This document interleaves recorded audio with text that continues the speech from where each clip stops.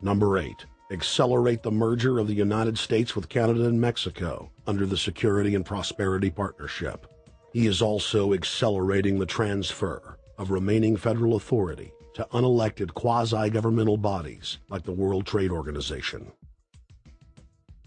Number 9. Obama must convincingly play the part of the president and convince the people of the United States that the buck actually stops with him. This is critical to the globalist master plan, because in 4 to 8 years, Obama must take the blame, as Bush did, for the New World Order's horrific agenda. At that point, the elite will put a new puppet in the ceremonial seat of power and build him up as the savior, only to tear them down again. And so the process is repeated over and over. For their program to work, it is essential that the people not learn that the presidency is now nothing more than theater, because if they did, the people would stop looking at the pawns and start looking for the king.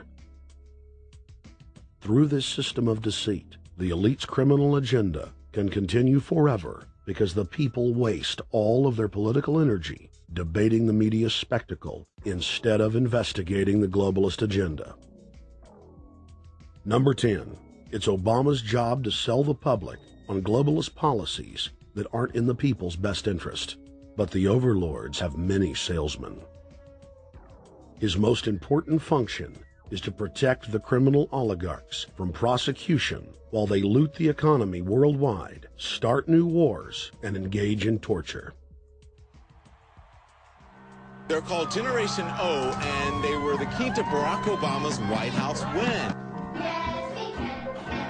During their campaign, Barack Obama used the internet like no other candidate before him, harnessing the energy of millions of his supporters. But the question now is, what to do with this young, eager, energetic army? This gives Barack Obama and his administration contact information for so many people, so next time he needs to push his legislation, he can contact all these people. Kennedy-esque. I feel as though this was like when John F. Kennedy was elected. Shouting, smiles, and tears. This is the best day of my life! It was the scope of Obama's victory that was most impressive. I saw a photograph of Obama playing basketball. And I said, you know what? I see him as a leader, and that's the world that's in his hands.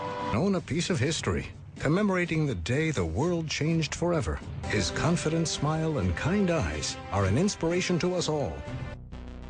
In summation, Barack Obama is a Madison Avenue created fad. All of the crazed Obama worship, being pushed by the corporate media, is scientifically designed to capture the public in a net of peer pressure mass euphoria. If the New World Order can just distract the public for a few more years, the elite can finish constructing their police state control grid. Now, a lot of times, we don't want to know the issue. Right. We don't want to know the issue. We feel, what do you call this thing where you get this false sense of gratification, but because a black man is in office, everything's going to be all right. No, everything's not going to be all right. Yeah. Until you look into the agenda on what the Democratic Party has been about, is about, and will be about, regardless if Barack Obama is the president or not. And that's real. Barack Obama is the perfect Trojan horse. He makes the people feel like they finally have a place at the table, even as he betrays them.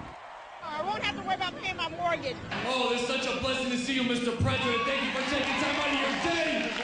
Never in my life would think that this would ever happen. Sadly, many Obama supporters can't see what's right in front of their faces because they've already invested their very identity in this artificially created cult movement. Throughout history, it has happened over and over again.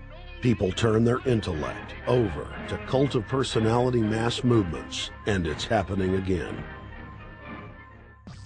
The evidence presented in this film is documented fact, and those that ignore what history has taught us do so at the peril of us all. As frightening as the information in this film is, there are many things we can do to stop the globalist agenda dead in its tracks.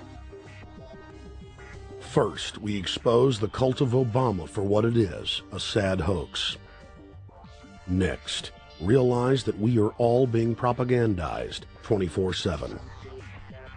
Investigate all information for yourself, be it political parties, the media, or this film. Be aware of the tricks that the elite use, like the staging of false flag terror attacks and other crises.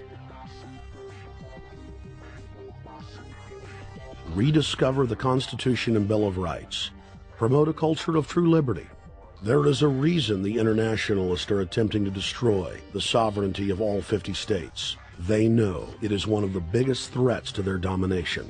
The federal government has been completely hijacked by foreign interest, and more than 25 states have recognized this fact and are moving to block the New World Order at the state level by declaring their 10th Amendment powers. But most important of all, there is a huge awakening taking place in the United States and across the world against the globalist agenda. Free people everywhere are joining together and saying no to corruption and tyranny and no to world government. This is the center of endurance, and endurance is what wins wars. Not how many people you kill, but how long can you endure. George Washington lost almost every battle he had, but he endured.